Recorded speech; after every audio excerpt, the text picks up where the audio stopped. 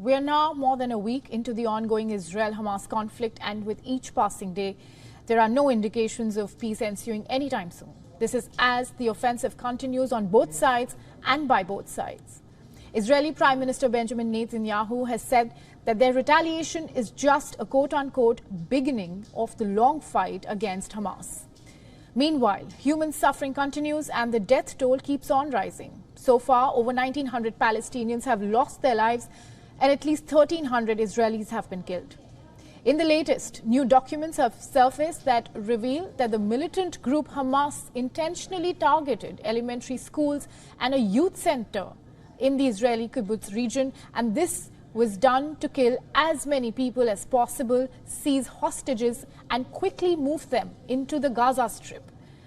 As revealed by NBC News, these documents, which are labeled as top secret, include detailed maps that show how the group planned to surround and infiltrate these areas. Meanwhile, thousands of people are now fleeing from North Gaza to the south as they face an Israeli deadline for evacuating the area before an expected ground offensive against Hamas. More than 1 million Gazans were ordered to relocate within 24 hours on Friday. UN says it is horrified by this Israeli demand, and it is essential for the Israeli authorities to protect all civilians. On the other hand, Israeli strikes continue to pound Gaza. Israeli Defense Forces have shared footage that shows their continued strikes on the alleged Hamas targets in Gaza. And they have also released another footage which shows rockets being launched from Gaza towards Israel.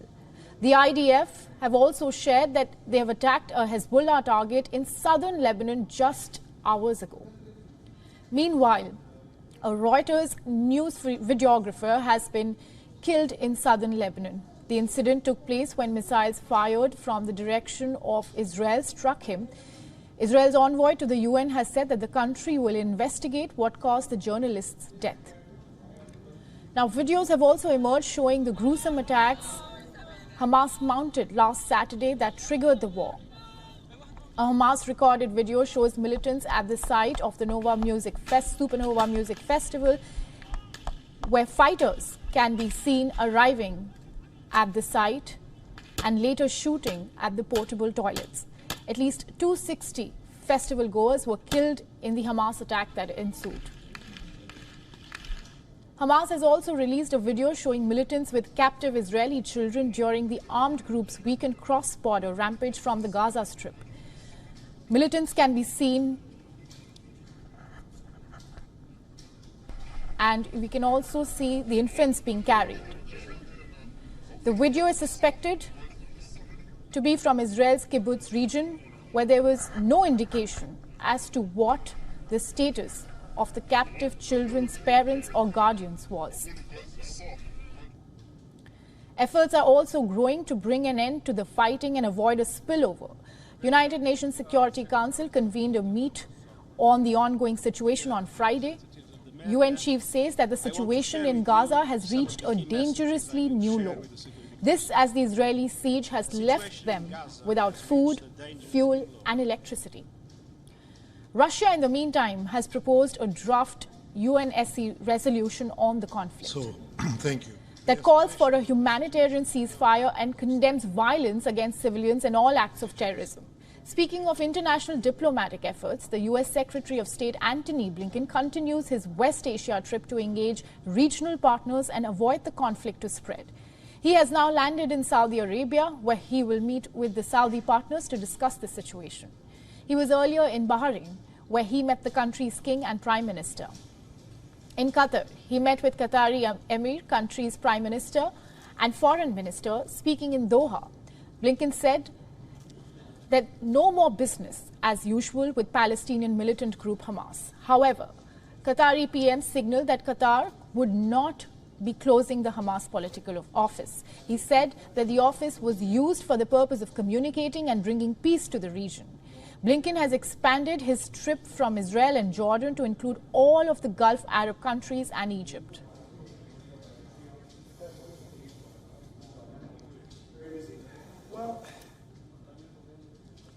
Now, for more on this, we have with us Dr. Malcolm Davis, Senior Analyst in Defence Strategy and Capability at Australian Strategic Policy Institute. Welcome to the broadcast, Dr. Davis.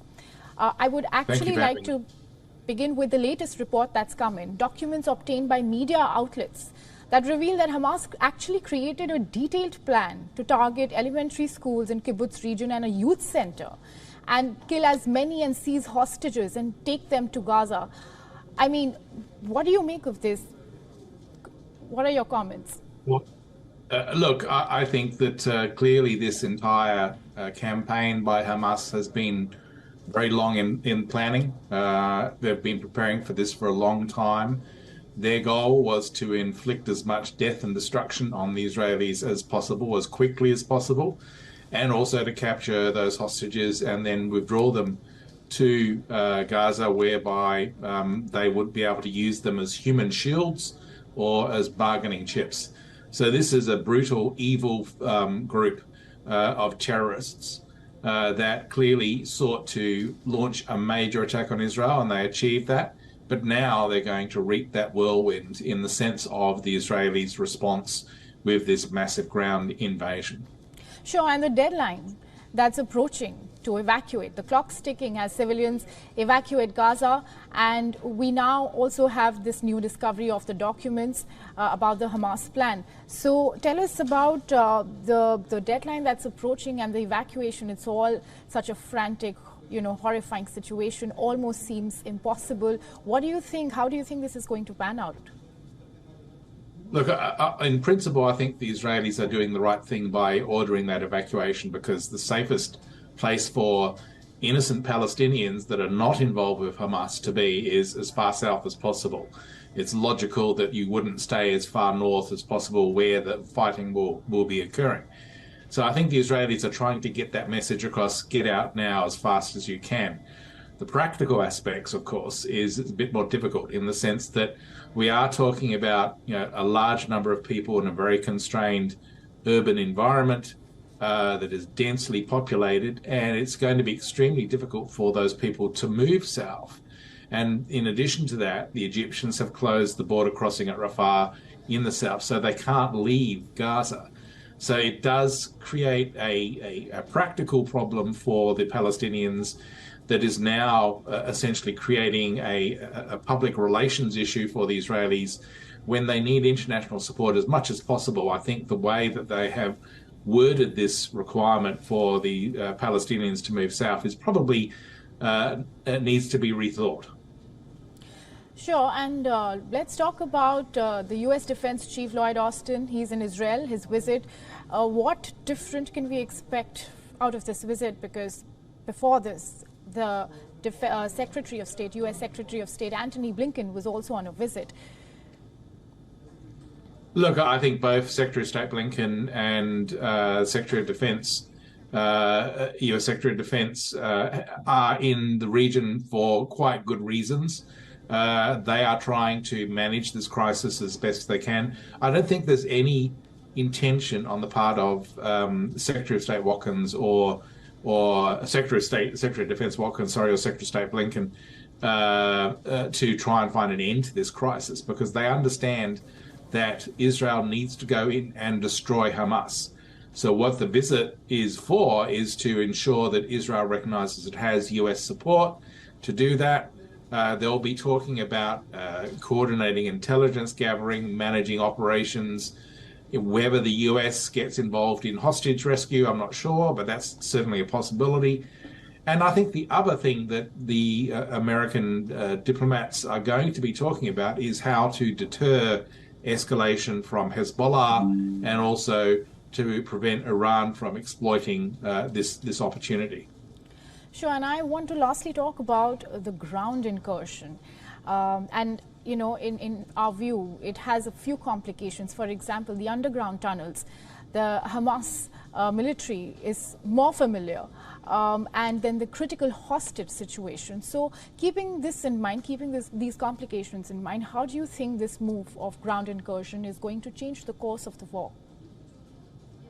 It's the only option open to the Israelis if they actually do want to destroy Hamas.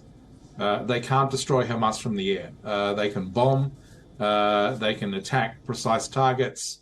Unfortunately, there will be civilian casualties in that approach. But if they really want to go in and defeat Hamas decisively, and that means hunting down the leadership and killing them, and hunting down the Hamas fighters and destroying them so that there is no Hamas at the end of this campaign, then they have to do it from the ground. There's only one way you can win a war, and that is to go in and seize and control territory. And that is what the Israelis are going to do.